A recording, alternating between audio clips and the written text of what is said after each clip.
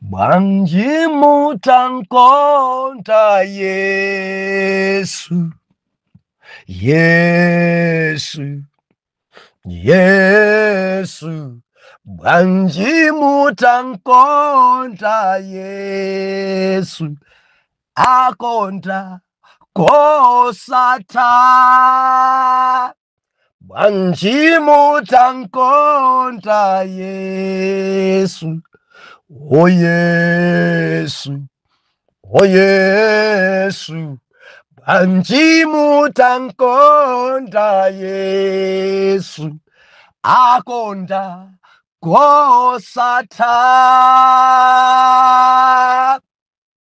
Ndiulandire nokondedwa omvera konse kumene muli.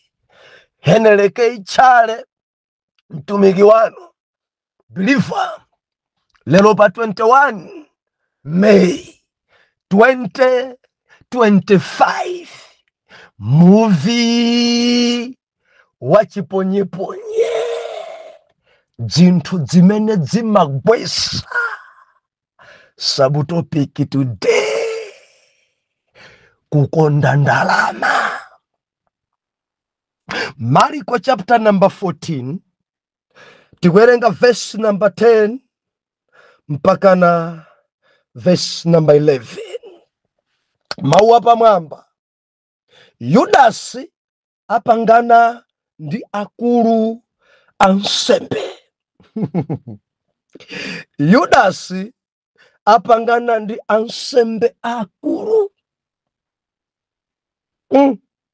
Verse number 10.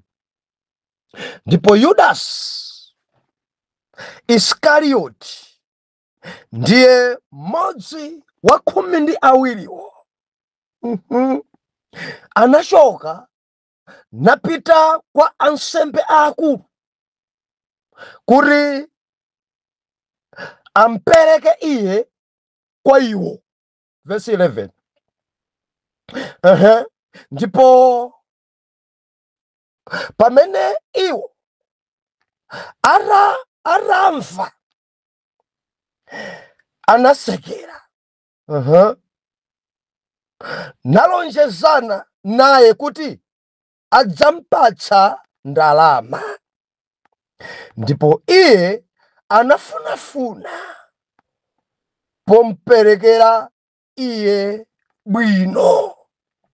Kadi kuwerenga bwino kaya tipemphere. Atate mu dzina la Yesu, tikulemekezani kukupatsani ulemu chifukwa inu ndi loya wa maloya. Mulungu amene mumadziwa zonse, Mulungu amene mumapezeka pena paliponse. Ulemerero upite kwa inu. Zikomo chifukwa cha kuwerengedwa kwa mawu. Tilinso pamaso pano. Mulungu phunzitsani. Lankhulani chapamtima. Dzudzulani. Ndipo tidzamva m'dzina la Yesu. Amen. Believer, dzulo tinali pano. Timadzisuzumira zinthuzi. Zinthu zimene anthu ambiri dzagwesa. Zinthu zimene atumiki ambiri achoka nazo pamaso pa Mulungu. Dzulo timaona ife mzimu wodzikuza. Mzimu umene ungoyipa. Mzimu wodzimva. Mzimu umene ngonyansa kwambiri. Utumiki wambiri waunongeka chifukwa cha mzimu umenewu. Ndeti namone fe dzulo mfumu Uziya kudzikuza, kudzipopa, kudzimva. Adarenga nsembe nkukapereka. Ndi akuri ansembe akulu adampenya. Ne Bible nena kuri ansembe eite olimba mtima adabwera nkudza mdzudzula chifukwa cha kudzikusako. Bilifa kudziko kuno kukusoeka anthu olimba mtima, kukusoeka anthu opanda mantha. Wina wache akafika podzipopa podzikuza, pakusoeka ena olimba mtima omdzudzula kuti zimene mukuchitazi idzimutonongera utumiki. Koma mukangolekerera kuti wina wache utumiki auononga chifukwa cha mzimu wa mantha. tamva ife dzulo kuti ansembe eite mkulu wawo bale jana ndidalisa nafika pomuzona kuti madala muchokepo chifika kumamba sikukulemekezani, kumwamba sikukupasanule muchoka niponi, koma chifika chakukula mtima, chifika chakudelera malo mogonja ndikupepesa kuti ndikuchoka akuti adapya mtima mbalo yofukiza ili nzanja. Mulungu adamkantha kare kudzikuza siku abwino kukula mtima iyayi tisamakhale ana okula mtima ndodelera ayi chinzimu chimenechi chimaononga. Ndetsulo Mulungu anatilankhula ulemelero ina uliwonse udzipita kwa Mulungu osati kwa munthu. Adzitumike ambiri kudzikuza ine ndine. Ndetsulo tinalangiza kalata imene Paulo adalemba kwa Filipi chapter 2 verse number 3, osachita kanthu monga mwachoterana kapena monga mwa ulemerero wopanda pake, komatu ndikudzichepesa mtima yense ayesenzache omposa iye mwini, endi munthu aliyense asapenyerere zache za iye ekha, apenyererenso za nzache. Kumeneko ndikudzichepesa. Ukamamona wina udzimona kuti ngokuposa, ukamamona wina udzimona kuti uyu ndine amachita bwino ndi uyo, ine ndine otsatira wake. Koma ukamafika kuti ine ndine, ndimatha ndine, ndimadziwa ndine, namba 1 ndine, wapamwamba ndine, zedi uphulika uwonongeka. Mulungu amatsitsa onse odzikuza, Mulungu amatsitsa endi kanzimu akakakugwira, kanzimu aka kunyada kumakulowa, kanzimu akakodzikuza kakakugwira kameneka umafika podzieresa weka, kudzieresa kuyambaso tsangu, umafika pophwanya malemba ndikumamba kuweruza kudzikuza. Aja ngoshimwa ine ngoera, aja ngoshimwa abusa aja sinimafuna kwaona, iyayi mpingoja iyayi ameneja sininganjane nawo, aja kudzikuza. Iwe ndiwoyerewe, iwe ndiwe wangwiro. Kumwamba fika lale Yesu anachoka kumwamba kubwera pa dziko pano. Mundifa mwana Mulungu adabwera ndikudya ndi anthu amisonkho, adabwera kuyenda ndi anthu amisonkho. Endi chinzimu cha ufarisi chodzikuza choti akadakhala iye mwana Mulungu akadadya ndi amisonkho, akadayenda ndi amisonkho. Believer chikhristu usamafike podzikuza. Kureko ana ambiri asakala, azitumike ambiri asakala kufika podzieresa. Amene siningampase moni amene uyu siningadye naye andichimwisa kanzimu kodzikuza kamafika podzienereza, kufika podzieresa, kudzitenga iye ngati ngero ngati ususamala usakala utama nsanga kwambiri. Bible kutilangiza kuti tiyeni tikhale okondana endi tisamaweruzane. Ndibabwereze pamenepa tisamaweruzane. Kuweruza kwa Mulungu, kuweruza kwa Mulungu. Mundimva, tikhoza kulangizana, tikhoza kuchenjezana, tikhoza kudzudzulana kuti m'bale wanga enda umu, koma tikafika paweruza mwalo wa ofesi ya wina ndiye kuti kupereka nsembe pamene udindo si wako. Tilibe udindo oweruza munthu. Gawo lathu njongo pemphererana. Ngati wina mwampeza ndi vuto mpempherereni, nsalireni kudya. Koma mukangwima pachulu au jengoipa au jenga sabaniki au zimene zikuononga kuleko pamene bonde kukula mtimako. Haleluya. Mulungu akakugwirisani ntchito kupempherera wina kuchira, achirisa ndi Mulungu. Osamaika dzina lanu, ine ndimachirisa, ine mubwere kwa ine ndingangopemphera munthu amachira, kumene konde kukula mtimako. Dzichepeseni pansi pa phazi la Mulungu, osamakula mtima. chinzimu chodzikuza cha paurumiki, chinzimu chodzikuza ambiri asakala, chinzimu chodzimva choti ndine kunyada, chinzimu chimene chapangisa ena kuti ndimatha ndine, ndimadziwa kuimba ndine, ine ndimaimba keyboard sindipitako, chinsonkhano chilephereke ine ndimadziwa kuyambisa nyimbo sindipitako, basi ine ndimatha kulalikira basi sindipanga kuti chimpingo chisokonekere. Ndimanena dzulo Mulungu sakusowa wotuma. Ukangochita chibwana choti basi ndichoke kuti dzonongeke sidzonongeka, kutenga amene udzonongeka ndiwe, koma ntchito ya Mulungu idzipitabe chitsogolo. Maso anga ndaona, khuru langa ndamva, believer ndadzona ine ndi maso ena kudzimva matukutuku kuti ndikachoka ine zisokonekera, sizidasokonekera zikuyenda bwino kwambiri kuposa nthawi yanu. Endi muli kunja konko mukuchita manyazi kuona mpingo amene kuyendera, mutachoka mukuchita manyazi kuona grupu yapembedzera amene dzikuyendera, mutachoka mukuchita manyazi kuona kwaya lamene kuyendera, mutachoka mukuchita manyazi kuona grupu yanu ya uzimu imene kuyendera. Pena munkadzipopa kudzimvana kuti ine ndine. Tamvera, zimasakalitsa izi. Umagwa ambiri agwa achoka pamaso pa Mulungu kudzikuza. Chachiwiri, ndati paja dzilipo dzikulu zitatu zimene dzaononga kwambiri atsogoleri. Chachiwiri, mzimu wokonda ndalama, kukonda ndalama. Believer, ndalamayi timaigwirisa ntchito. Sindikukamba kuti ndalama njoyipa, koma chichewa muchimvetse. Mzimu okonda ndalama, ukayikonda kwambiri, ukayikonda ikugwesa. Ukayikonda kwambiri ndalama ikugwesa. Nyimbo ndinanena kuti bwanji mutankonda Yesu,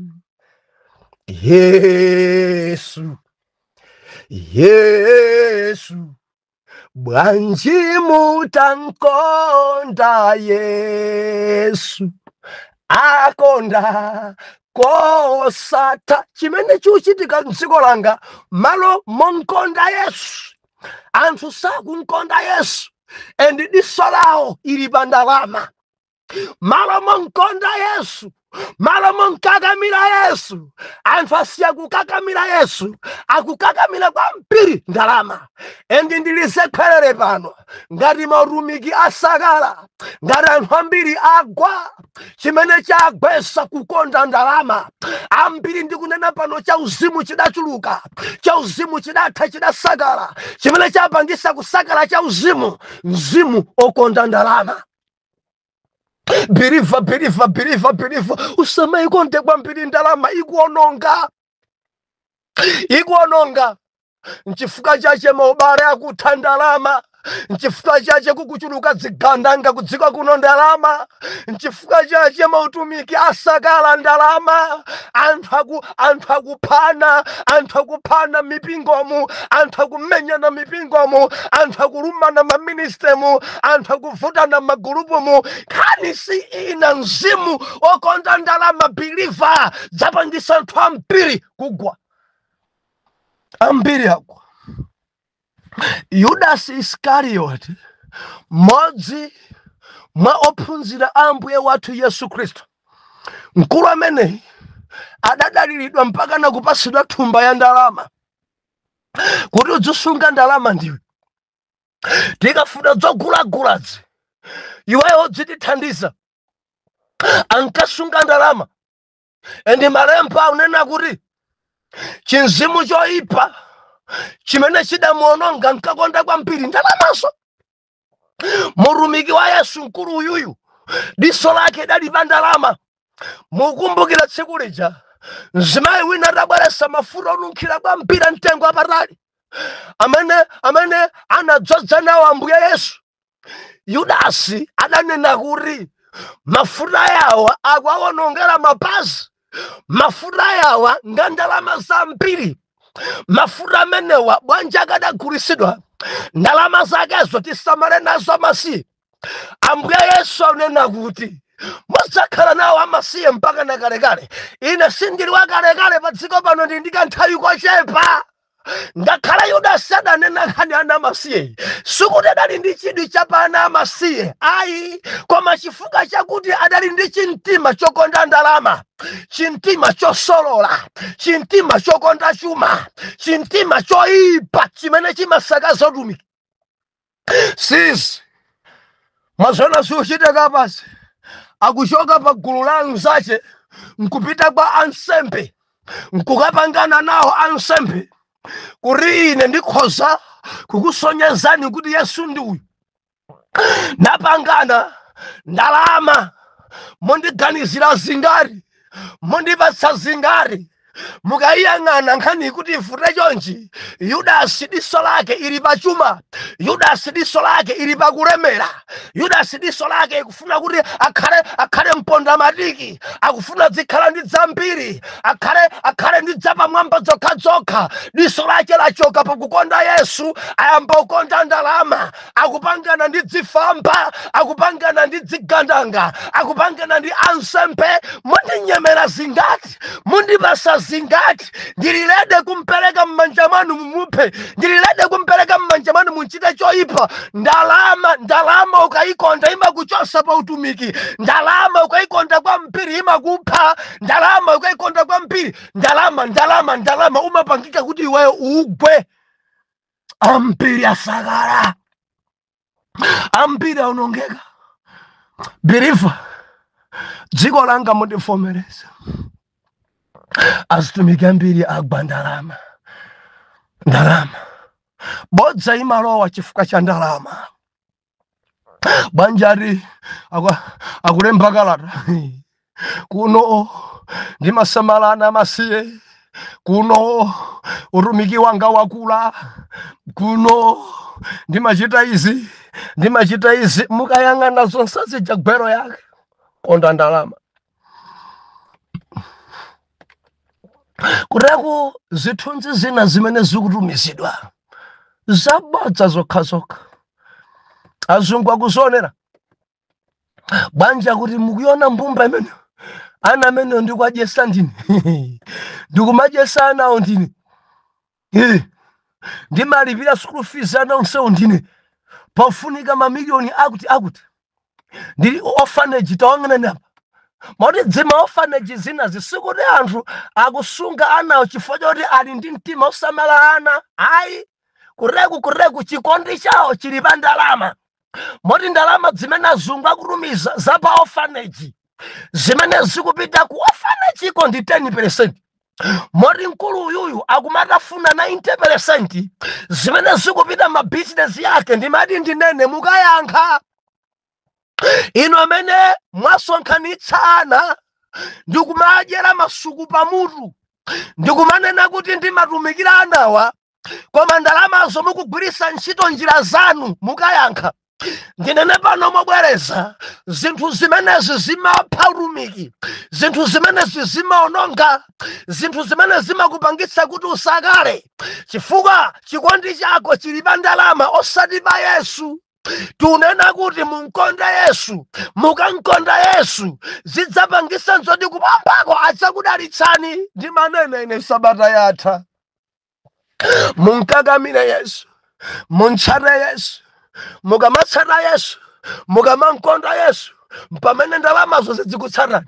Koma mukatsogoza moyo wanu kukonda kwambiri ndalama, birifa mundimva, mukakonda kwambiri ndalama koposa kukonda Yesu, kutsogolo kuti kumverani kuti mwagwapi.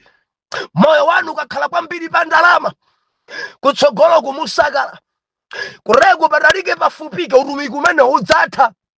Mtumiki aliyense amene diso lache njofira pa chuma sapita patali ndi utumiki amatha. Mtumiki aliyense amene diso lake ili pa ndalama sapita patsogolo, utumiki amauwononga. Chifukwa Mulungu amalekerera, Mulungu amatsitsa anthu oterewo odyera ena masuku pamutu. Mzimu umene ungoyipa muukanize. Kusamalana masiye siko lakwika, thandiza mphawi siko lakwika. Koma tidzichita mwachilungamo, tidzichita mwachilungamo. Ndiudziwa pakufunika fuel, kuti mudzitha kuyenderana ndikudziwa kufunika transportation. Pangani mabudget bwino mulungu adzilemekeza nzonadi sakadachitira mwina pafunika diesel pafunika petrol nzonadi zimene zidzigwiritsidwa ntchito bwino ndalama moyenerera za pa orphanage ndalama za pa ministry zigwiritsidwe ntchito moyenerera zidzitumikira ku ntchito ya mulungu ndalama zidabwisa ndalama zosamala anamasiye mwamanga maloji anu ndalama zosamala anamasiye pa orphanage mwagulira mamini basari munso mzimu mene kutekucha uzimu cho chimachoka umakhala wekha chifukwa choti pa mtima pako pali ndalama. Sabata atani manena kuti chinzimu chichikakukula ichi nchija umayamba kulipirisa mapemphero. Ndifuna ndikupempherere 1000 rand. Ndifuna ndikupempherere nditumizire $100. Ufuna machiriso ndikukwera phiri ntumizireni yomasulira kuti akumayamba umpafa umayamba kanzimu kena kake suli kuphiri umangu apusisa anthu ndalama kanzimu kameneka kaononga maubale amata maubale chinzimu chokonda ndalama. Ena afika mpaka na kugulisa zinthu za utumiki chinzimu chokonda ndalama. Ena ayamba ugawenga wafuna kugulisa ziwalo za anthu chinzimu chokonda ndalama. Ena achoka pa masopa mulungu nayamba kunama chinzimu chokonda ndalama. Biliva zinthu zitatu idzi nzopya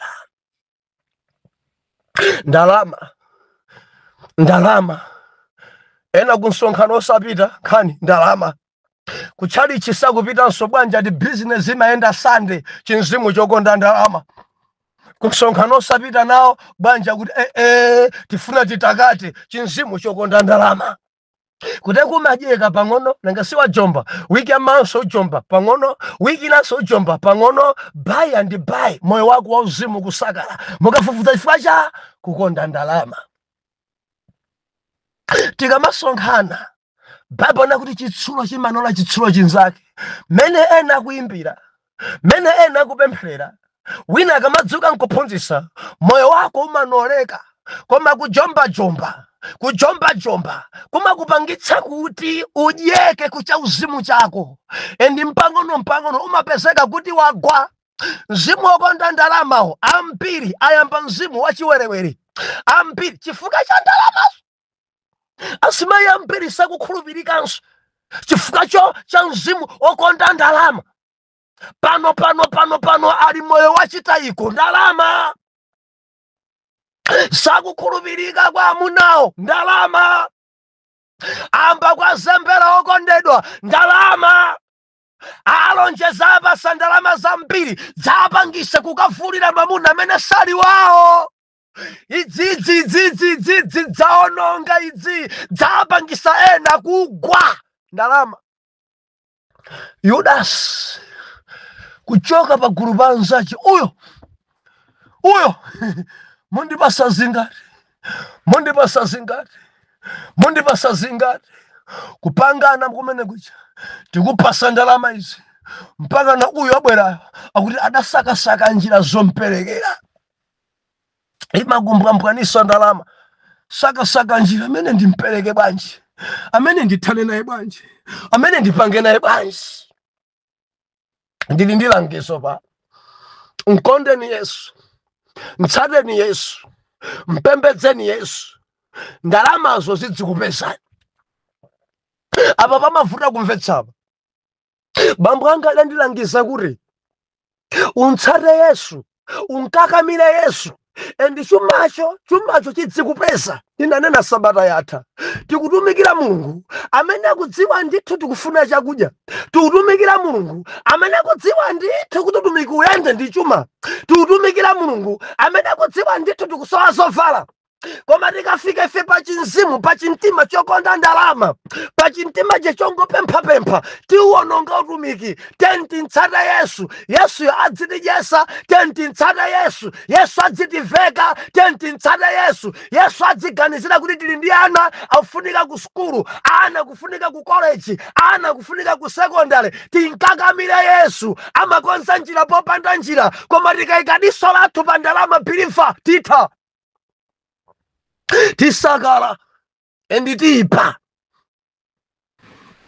zija nzori auchita kumbutsana mataifi. Oh, haleluya. Zisafike pamenepo mtumiki nzanga, ndalire mulungu mtumiki amasamala. Tupembedza mulungu amene amasamala anake, mulungu amene amadyesa. Endi malemba nena kuti ngati amaveka udzu nadyesa mbalame, koposa korani m'bale wanga amene ulalikira umene kuyenda nchonadi akudyesa akusamala. Ndalire kwathunthu mtima wako usakhale pa ndalama, mtima wako usakhale pa chuma. Chuma chidzikupeza ukutumikira, chuma chidzikupeza ukuphunzitsa. Dziwika ndithu kuti kufunika madata. Mulungu akudziwa ndithu utumiki wako ngopa online pa intaneti ufunika madata. Yawe yakudziwa, ndi yawe yemweyo amene adzauza anthu kuti madata auyuyu atha. Ndikulankhula china chake kwa wina. Mzimu wokonda ndalama umagwesa, ukazitsogoza ndalama umasakala. Ukamsiya Yesu mbuyo kuzitsogoza ndalama supita patali. Enda adzakutulikira anthu kuti oh ndi dolo. Mundimva mwana Mulungu, samalani kudzikuza number 1 and number 2 kukonda ndalama. Musamale kwambiri, musamale. Ikapezeka ndalama mbuya akakupatsani igwiriseni ntchito moyenerera. Gwirisani ntchito moyenerera. Isakupangiseni kuchimwa ndalama, isakupangiseni bodza ndalama. Iniyo mudzilamulira ndalama akuilamulira. Iwe ukupita uku upita apa, osati dzikulamulani ndalama. Kuti kuntu kunena ndi ena ndalama zimachita kuwalamulira iwo. Kale dala unkonda mulungu kwa mpiri alibe kanthu. Lelo adalitsika chifukwa cha ndalama sakunkondanso mulungu. Bilifa chifukwa chokonda ndalama anthu akukhwima. Ena adakhwimira matupi yawo. Ena amapereka nsembe chifukwa chokonda ndalama. Ena fika mpaka na kugonana ndi mayi yawo ndalama. Asing'anga masiku anu achipongwe, ufuna ulemere, ufuna ndalama di pita ukagonane ndi mayi yako. Mpaka na bilifa kudziko kuno anthu achita nyasi izi. Ena gonana ndi ana awo chinzimu chokonda ndalama. Bwanja kuti mabini basi ande bwino, bwanja kuti chuma tilemere, zigayo ziyendebe bwino. Mpaka nadamulangiza kuti ugonane ndi mwana wako oyamba, moti chintala chifukwa chokonda ndalama adavulira mwana wake. Kukonda ndalama kumagwesa. Anthu ena gona mmanda adauza sing'anga chinzimu chokonda ndalama ufuna uchite bwino. Ninkulu mpingo nkulu mpingo kusiyapo ukulu mpingo chifukwa chokonda ndalama. Banja tukagone pakati pambanda uku chipilala uku chiliza pakati pake ukagone pamene ndikumusa zochita. Edi munthu nkunyamuka dinditu past 10 weka mmanda cholowa nkukagona di pakati pa mitumbira iwiri. Weka ena dachiponya chizimba dapenga. Ena panonga misala lero. Ena daunongeka. Ena dadzichimwa. Bilifa ndunena usamadzikonde. Mzimu umene ukupengesa anthu misala. Mzimu umene ukononga utumiki. Mzimu ukonda ndalama bilifa anthu ambiri achoka pamaso Mulungu. mukudziwa kunama ndi chimo. Nama ndi chimo. Kunama. Ndi upanga zakuti ndi uchimo musomo. Ndipo ena amene mudanamizira wina ndalama kukupasani koma ntchito osayigwirisa mulape. Zidabwera ndalama kuti zigwire ntchito ku utumiki. Mudanama polemba kalata. Mudanama pa audio yanu. Mudanamiza azungu ku America ku UK. Adakutumizirani ndalamaso koma sisidagwire ntchito imene mudalembera uchimo. Zimene zikusakalitsa anthu zikuwaphesa anthu kumoyo wauzimu. Kuti wina amadzilimbisabe kumavina, amadzilimbisabe nkumalalikira koma cha uzimu chitatha chifukwa cha ndalama. Kuti wina pamaso pa Mulungu ndife madolo, matsotsi, mphamvu zachabechabe kunama chifukwa cha ndalama. Haleluya. Ndikulankhula ndi wina kunimvetsera nsonali. Believe mundimva. Sindikunena kuti musathandiza zitumikiro. Pena mautumiki odakufunika chumacho. Koma ndikulankhula ndi mtumiki nzanga kuti chumacho chimene chikabwera chigwire di ntchito imene wapempherayo.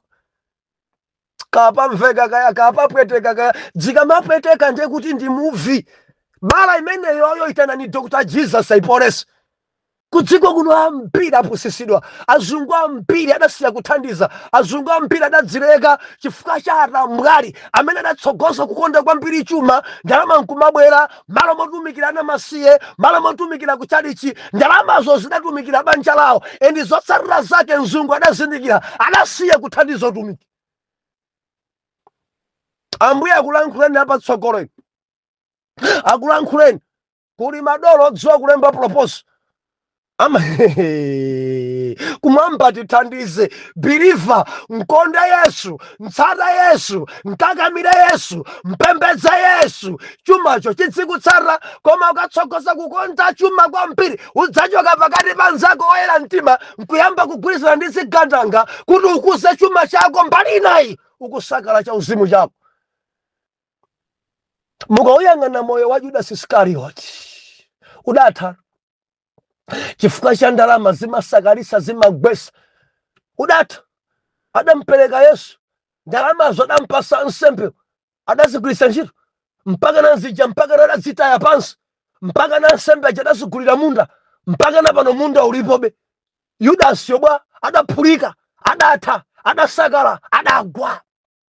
Ngati Yudas zidamgwesa ndalama mpaka na kuphulika, iwenso ngati sulapa uphulika nazo. Ndalama zimene wadya zana masiyo uphulika nazo. Ndalama zimene waposisa anthu acho uphulika nazo. Ndalama zimene waononga za chalichi uphulika nazo. Zimagwesa, zimaonongesa, ndalama zimasakalitsa. Ndimati ndilizakhalere samalira kwambiri pa ndalama zimagwesa, zimaononga utumiki. Haleluya. Tentindalire Mulungu. Adituma ndi Mulungu. Adibasa ntchito ndi Mulungu. Usamakonde ndalama mtumiki nzanga. Ai. Maudzama memba atu amatidziwa. Abusa kuti kwacha adaitsogoza. Mtumiki wakuti landi adaitsogoza. Haleluya. Tisamachite kuikonda choncho itigwesa. Tisamachite kuitsata ndalama itiononga. Tisamachite kutisoyesa mtendere ndalama. Koma ikapezeka ndalama imene Kristu Yesu aipereka, tentigwirise ntchito moyenerera. Mpaka na kupha munthu chifukwa cha ndalama, mpaka na kulodzana chifukwa cha ndalama, mpaka na kugona kumanda chifukwa cha ndalama, mpaka na njoka nyumba chifukwa cha ndalama. Zimene zanthu ambiri achoka nazo pamaso pa Mulungu. Ndimati ndikupemphera, mwina nkutheka zinazi mudapanga nawo. Mwina mudaononga ndalama za ministry. Mwina nkutheka mudaodyera ana amasiye masuku pa mutu. mwina nkuteka zadi matupi anu mudaononga chifukwa cha ndalama, ena mudachita chibwana gonana ni mwana wanu kapena mayi anu chifukwa cha ndalama, ena mudakagona kumanda, ena muli ndi njoka za ndondocha nyumba mwanu, ena muli ndi anapache, ena mudakhwima. Tamvera, lapa. Ndalama isakuononge, ndalama isakupitise gahena, ndalama isakulande moyo wosatha. Lapa, pita kwa atumiki ulape, upemphereredwe, utembenuke mtima. Tikumane mawa bwa Atate mdzina la Yesu. Mwana wanuyu munthandize uyu. Ndalama isamuje, ndalama isampangiso khala babodza, ndalama isampangiso kuchoka pamaso panu. Zikomo Mulungu, pemphero langa mwamwirana ndinu mtumiki uyu. Mulungu mukudziwa zosoweka mtumiki wake, mukudziwa ndithu udafunika zovala, mukudziwa Mulungu kuti mtumiki uyu afunika zida, mukudziwa ndithu kuti mtumiki uyu akufunika transport kuti akwanitse kukutumikirani. Ali ndi msonkhano waukulu kwambiri mtumiki uyu, akufunika dzanja ndithu pachuma.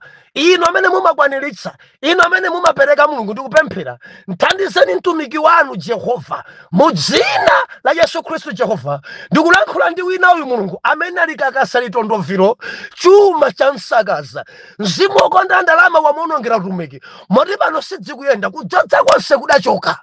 Jehova, pamene akupepesa nkhululukireni, eni muyambe naye chapita chatsopano. Mwa Yesu Khristu oyera mtima tiyankhe kuti amen and amen.